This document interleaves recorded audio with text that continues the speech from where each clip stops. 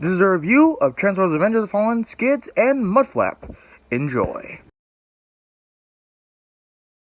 You guys forced me into that car, right? So I think he's scared. What are we gonna do with this shrimp No, taco? we just bump a cap in his ass, throw him in the truck, and then nobody gonna know nothing, I mean? Yeah, not in my Yo, trunk. bumper car, check it out. I'm hearing you, okay? I'm right here, and I can hear you. No one's popping any caps in any asses, okay? I've had a hell of a day. Why don't you get a haircut with your bitch ass?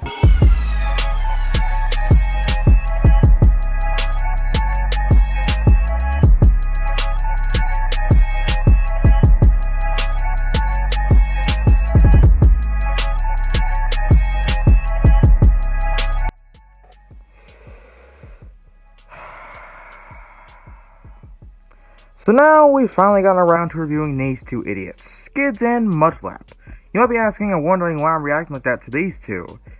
Well, in the film where these two debuted, Avengers of the Fallen, they were met with very mixed reactions. On one hand, some people saw them as funny comedic relief, while on the other hand, they were seen as racist stereotypes. To the Skids having to the way they talked, to them saying they didn't do much reading, down to Skids having one gold tooth.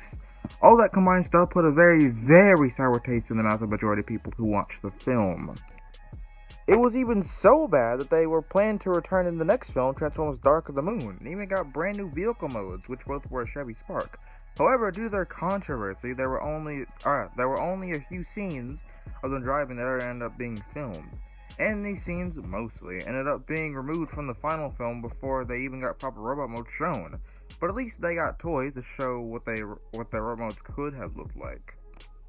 And after hearing all of this, that reaction is very justified to these two, very understandably so. And just to put my 2 cents in on this, I don't find them as stereotypical at all. Being black myself, I did and still do find them funny and goofy, albeit a little rough. And it seems like these toys, the one I'm viewing right now, their Human Alliance versions, and their ice cream truck toy are going to be the only mainline toys we will ever have for these two. Because the designers over at Hasbro are not willing to make these two in Studio Series anytime soon. So now that I've gotten that out of the way, or their controversy out of the way, let's get to their toys. So this review is different, as I'm reviewing 2 different figures instead of just one. So this will most likely be a longer review. So, let's start with Skids. I mainly want to start with this idiot first, because he's the reason this review is being posted a week or so late. Because, you see, one of his arms, the left one to be specific, had some paint rubbing off that annoyed me to everything. Especially since the other arm is completely fine. So I went ahead and ordered him a new one for the sake of my sanity, and now I'm a lot happier with it.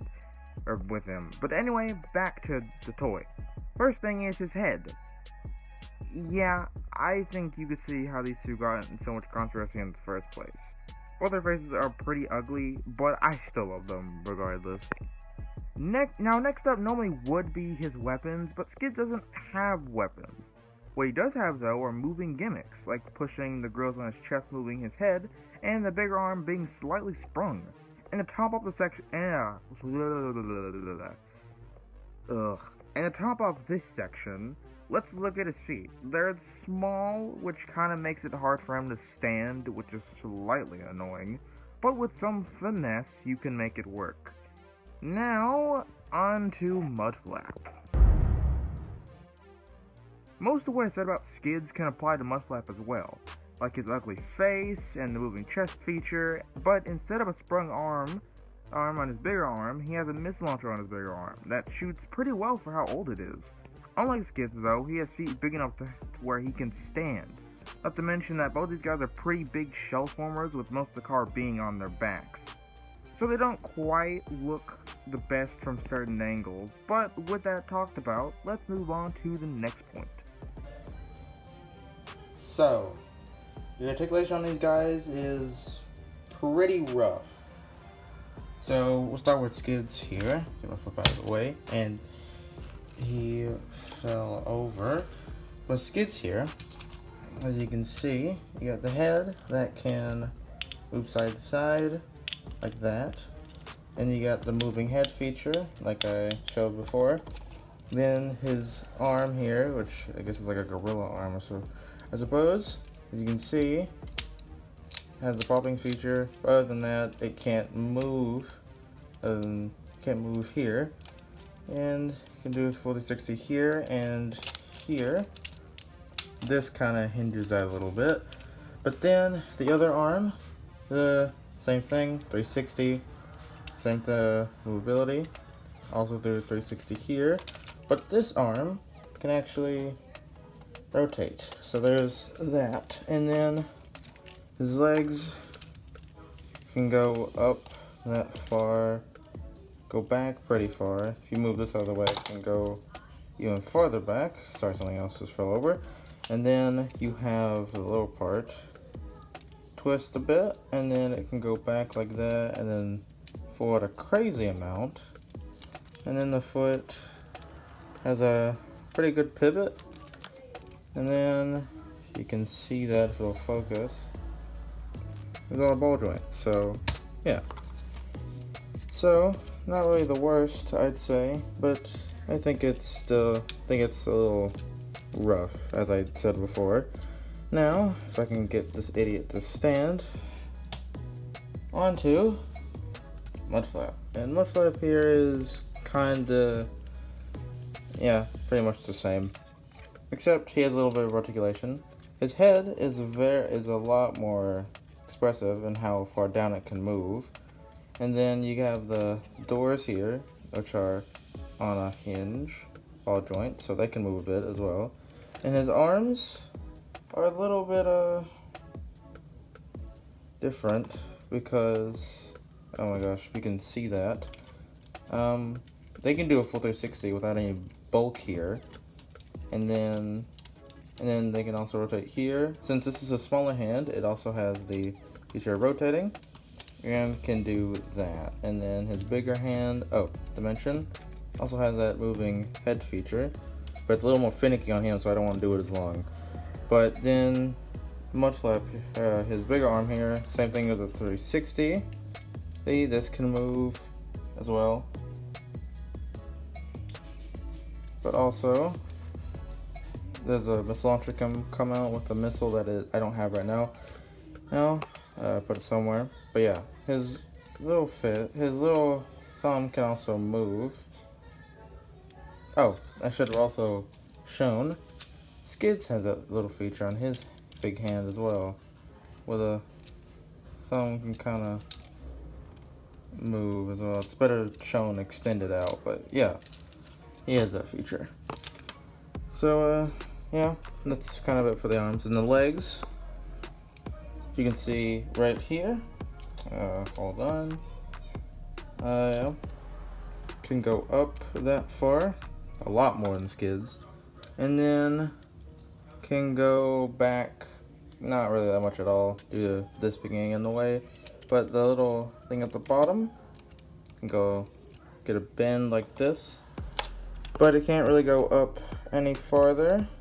It can go up like a little bit like that, and then this is on a hinge so it can rotate, and then the foot can get a really good pivot, but that's for the transformation, which I should have mentioned. Skids is also for his transformation as well, and it's on a ball joint so it can, you know, swivel as well. But yeah, that's pretty much it for these two. Not really sure what else to say about it. It's a bit rough, could be better, but for these toys being as old as they are and being produced when they were, I think their articulation is justified, right? The transformation for these two is very fiddly. Skids was very fragile in some areas, like the roof and windshield, which are made of clear plastic, so it's kind of a nightmare to slide them past each other, you know. And Mudflap makes it essential that you get everything in the right place for stuff to line up right in his vehicle mode. They're both very difficult for their size in many ways, but once you get past the trials and tribulations, it's not that hard to transform them. The vehicle modes, the Chevy for Skids and the Chevy Trax for Mudflap, are very spot on to the real prop cars. Unfortunately though, Skids is missing the black paint around the bottom of the car and black fenders, and back fenders. and some silver around the wheels, but other than that, it's pretty spot on. They will also have plates on the back with Skids is saying his name and Mudflap saying tracks, which is pretty neat.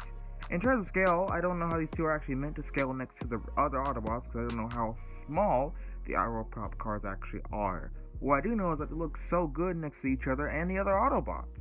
The scale in Robot mode seems to be pretty good for the most part, but that goes with the older Revenge of the Fallen toys. But with modern Studio Series figures, not so much. I'm not even sure if I should say to pick up these two or not. If you're a diehard fan of these two, like me, then I say yes. But if you're not nowhere near a fan of these two, or fan of these guys, then I definitely would say no. Overall, these two have had a pretty rough history looking back on it. For them being characters and how they were portrayed in the original film, it doesn't seem like we're going to be seeing them anytime soon in any other media for the Bayverse, which I think is pretty understandable for how they were portrayed in the original, as I already said.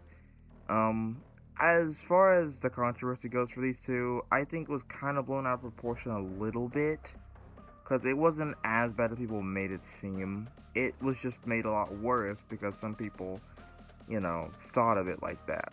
But I still find these two very funny to look back on and stuff, because I never really saw any real problems like that with these two. But anyways, guys, that was my review on Transformers Revenge of the Fallen, Deluxe Class Skids and Mudflap. Follow me on Facebook follow me on Facebook, and I will see you guys next time. Goodbye.